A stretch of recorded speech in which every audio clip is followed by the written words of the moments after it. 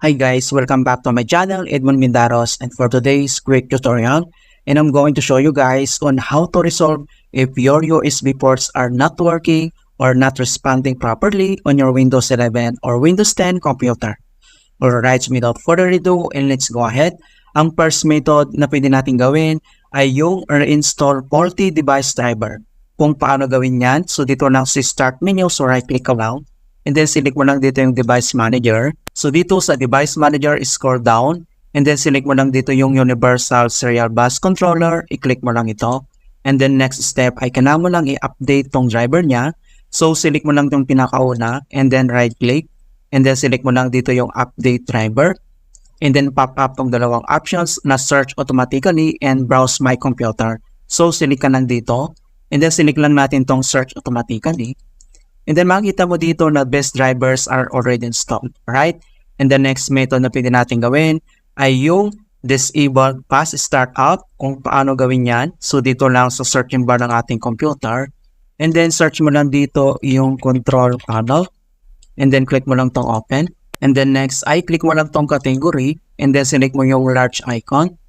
And then next step ay kailangan mo lang select dito yung power options. And then next ay kailangan mo lang select dito yung choose what the power buttons do. So click mo lang ito. And then next ay kailangan mo lang select dito yung change settings that are currently unavailable. So click mo lang ito. Alright, and the next method na pwede natin gawin ay dito lang sa shutdown settings. Kapag na-check tong turn on fast startup ay kailangan mo lang itong i-uncheck. So uncheck mo lang siya and then click mo tong save changes. Right? And the last method na pwede natin gawin ay yung tinatawag na CMD. So dito lang sa searching bar ng ating computer ay search mo lang yung CMD or ito yung tinatawag na command prompt. So kailangan mo lang mag-right click and then select mo itong run as administrator. So dito sa administrator command prompt ay kailangan lang natin i-enter yung command keyword na msdt.exe space -id space device diagnostic. So copy lang natin yan. And then next ay paste lang natin dito and then press mo yung enter. And then next step ay pop-up itong hardware and device. So in the next step na pwede natin gawin ay click mo lang itong advance. And then kailangan mo lang itong check itong apply repairs automatically. So i-check mo lang yan.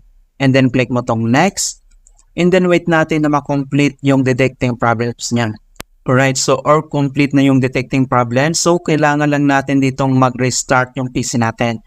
Okay, so dito si start menu and then kailangan mo lang i-click itong restart. Alright, so ganun lang po kasimple kung paano natin i-fix ang USB port are not working in Windows 11 or Windows 10. Okay, so please don't forget to like this video, subscribe to my channel for more quality content. Thank you guys and see you in my next tutorial.